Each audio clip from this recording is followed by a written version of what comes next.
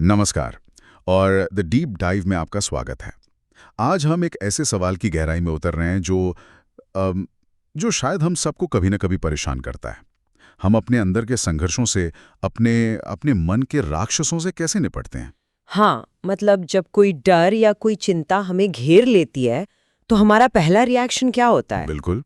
ज़्यादातर हम या तो लड़ते हैं या उसे तर्क से समझाने की कोशिश करते हैं। या फिर बस उससे दूर भागते हैं? सही। तो आज हमारी चर्चा का जो केंद्र है वो तिब्बती योगी मिलारेपा की एक बहुत पुरानी कहानी है। और ये कहानी हमें इस समस्या को एक बिल्कुल उल्टे नजरिए से दिखाती है। जो हमारी पहले सोच के एकदम खिलाफ जाता है। हाँ, तो हमारा मिशन है इस उल्टे रास्ते को समझना। चलिए एक सवाल से शुरू करते हैं। कल्पना कीजिए कि आपके सारे जाने पहचाने हथियार, आपका ज्ञान, आपका तर्क, यहाँ तक कि आपका गुस्सा भी, जब आपके सबसे बड़े डर के सामने फेल हो जाएं, तब क्या होता है? ये एक शानदार सवाल है, क्योंकि ये सीधा कहानी के दिल में ले जाता है। और ये कहानी मतलब ये सिर्फ एक आध्यात्मिक कथा नहीं है। ये हमारे मन के काम करने के तरीके पर एक जबरदस्त मनोवैज्ञानिक टिप्पणी है। अच्छा। इसकी असली ताकत इसकी असहज करने वाली सच्चाई में है, जिसे हम अक्सर देखना नहीं चाहते। ठीक है, तो चलिए कहानी में उतरते हैं। तिब्बती योगी मिलारेपा, जो अपनी साधना के लिए जाने जाते थे, एक शाम लकड़ियां इकट्ठा करके अपनी गुफा में लौटते हैं।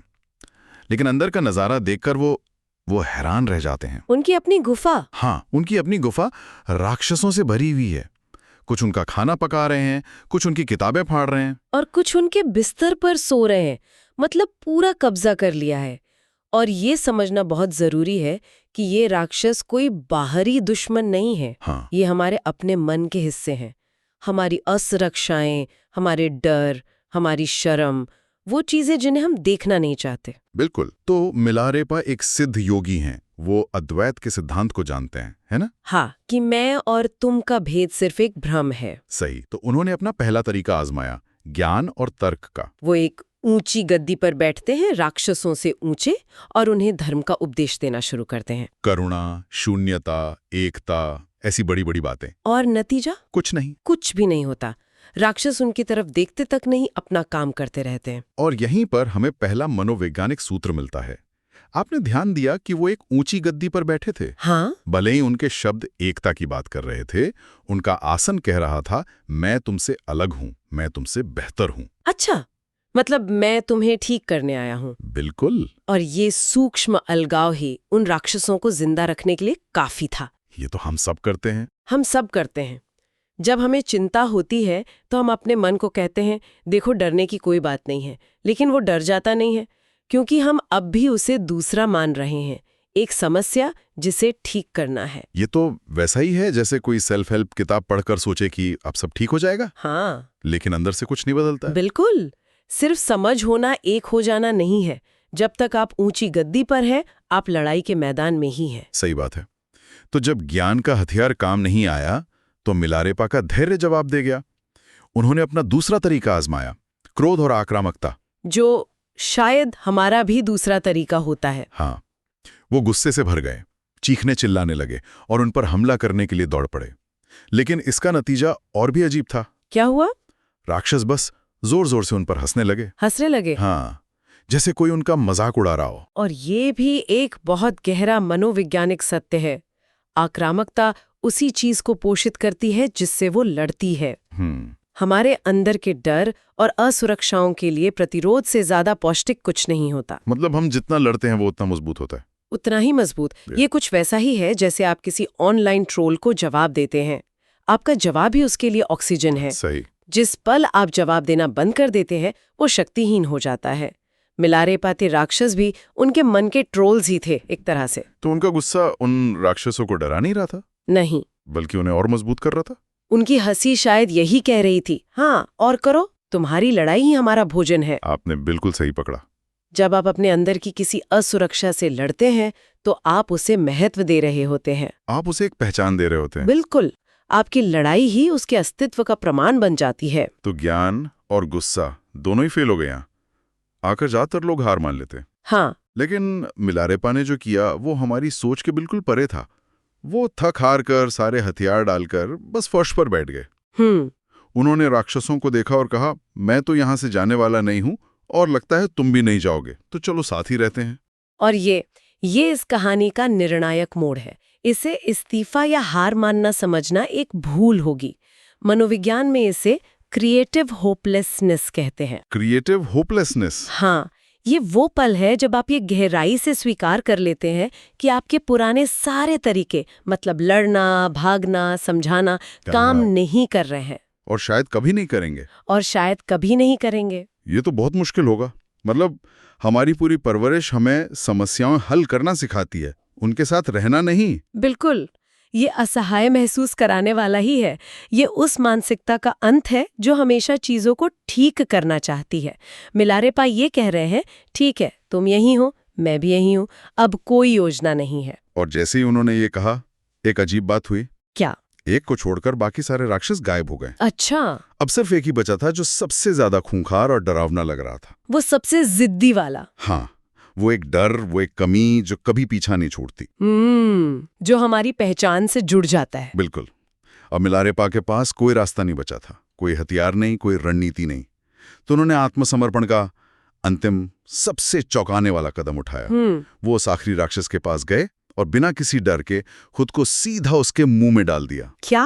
हाँ, और कहा, अगर तुम मुझे खाना चाहते हो तो खा लो। और उस पल जैसे ही उन्होंने ये किया, वो आखिरी राक्षस भी गायब हो गया। वाह!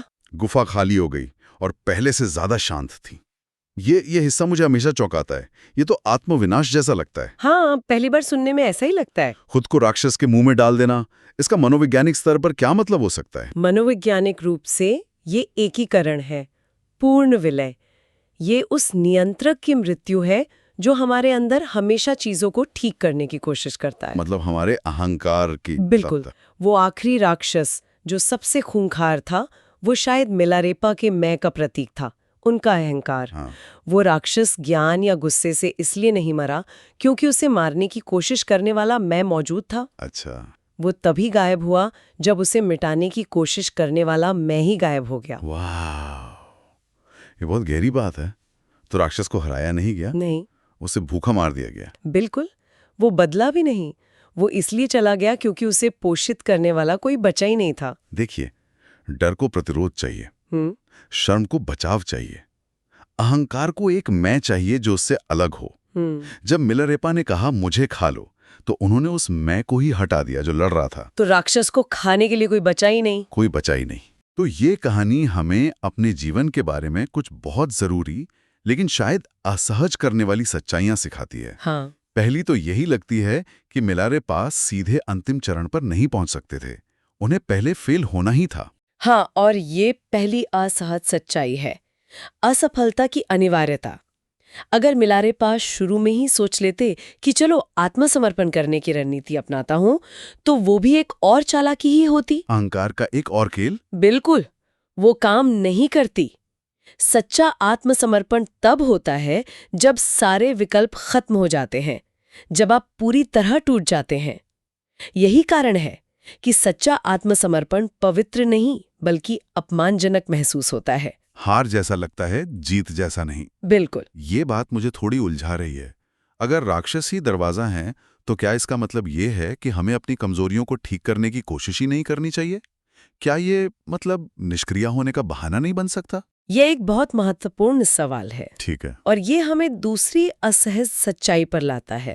राक्षस असल में रुकावट नहीं थे, वे ही ज्ञान का दरवाजा थे। अच्छा। इसका मतलब निष्क्रिय होना नहीं है, इसका मतलब है अपनी ऊर्जा का केंद्र बदलना। सही बात है। सोचिए, जब तक किसी को स्टेज पर बोलने का डर नहीं होता, वो आत्मविश्वास के बारे में कभी गहराई से सीख ही नहीं सकता। सही बात है। वो डर ही उसे उस विषय का विशेषज्ञ बनने पर मजबूर करता है। वो उस डर से लड़ने के बजाय उसे समझना शुरू कर देता है, उसके साथ सांस लेना सीखता है, और अंत में वही डर उसे एक बेहतरीन वक्ता बना देता है। बिल्कुल। बिना राक्षस के कोई विकास नहीं होता। तो ये अपनी कमजोरियों को गले लगाने जैसा है, इस भरोसे के साथ कि उन्हीं के अंदर कोई ताकत छिपी है। हाँ। और तीसरी बात जो शायद सबसे महत्वपूर्ण है, असली आजादी तब शुरू होती है जब आप अपने अंदर उठने वाली चीजों के साथ अपने अस्तित्व का सौदा करना बंद कर देते हैं। सौदा करना मतलब? यही, हम हमेशा अपने मन से सौदा करते हैं। अगर ये चिंता चली जाए तो मैं खुश रहूंगा, या अगर मैं ये आदत छोड़ दूं तो मैं खुद को पसंद करूंगा। हाँ, ये तो हम करते हैं। ये कहानी कहती है सौदा बंद करो, कोई बातचीत नहीं होगी, कोई ऊंची गद्दी नहीं, कोई लड़ाई नहीं, कोई भागने की योजना नहीं, बस एक नग्न उपस्थिति। तुम्हें जो चाहिए ले लो, मैं यहीं रहूंगा। वाह। तो ये यात्रा, ये लड़ने और ठीक करने से शुरू होकर साथ रहने और अंत में एकीकृत हो जाने तक की है। ये मैं इससे कैसे छुटकारा पाऊं से तुम्हें जो चाहिए ले लो तक का सफर है। मुझे लगता है कि इसका मुख्य विचार यही है कि शायद असली बदलाव तब आता है जब हम अपने अंदर के संघर्षों को दुश्मन मानना बंद कर देते हैं। बिल्कुल सही। जब तक वो दुश्मन है तब तक लड़ाई जारी रहेगी, और जब तक लड़ाई जारी रहेगी तब तक उन्हें ऊर्जा मिलती रहेगी। हाँ, इसका मतलब ये नहीं है कि आपकी चिंता या आपका गुस्सा मैजिकली गायब हो जाएगा। अच्छा। इसका मतलब है कि जब वो आए तो आप उसके साथ लड़ने में अपनी सारी ऊर्जा नहीं खपाएंगे। आप कहेंगे अच्छा तुम यहाँ हो, और फिर अपना काम करते रहेंगे। तो लड़ाई बंद हो जाती है। लड़ाई बंद हो जाती है, भले ही राक्षस कुछ देर के लिए वहीं बैठा रहे। धीरे धीरे उसे भोजन मिलना बंद हो जाता है और वो कमजोर पड़ जाता है। तो ये एक बहुत ही अलग तरह की ताकत है। लड़ने की ताकत नहीं, बल्कि साथ रहने की ताकत। बिल्कुल। मैं श्रोताओं के लिए एक अंतिम विचार छोड़ना चाहूंगी। जरूर। ये सोचने वाली बात है कि शायद जिन चीजों को हम अपने अंदर से सबसे ज्यादा मिटाना चाहते हैं वे असल में बाधा नहीं, बल्कि एक निमंत्रण है। एक निमंत्रण? एक गहरा निमंत्रण, खुद को पूरी तरह से स्वीकार करने का, अपने उन हिस्सों को भी जिन्हें हम बदसूरत या कमजोर मानते हैं। सवाल ये नहीं है कि हम अपने राक्षसों से कैसे जीतें। शायद असली सवाल ये है, जब वे हमें निगलने की पेशकश करते हैं तो क्या हम उस पूर्ण विलय के लिए तैयार हैं? क्या हम उस मैं को छोड़ने के लिए तैयार हैं जो हमेशा जीतने की कोशिश करता है? बिल्कुल।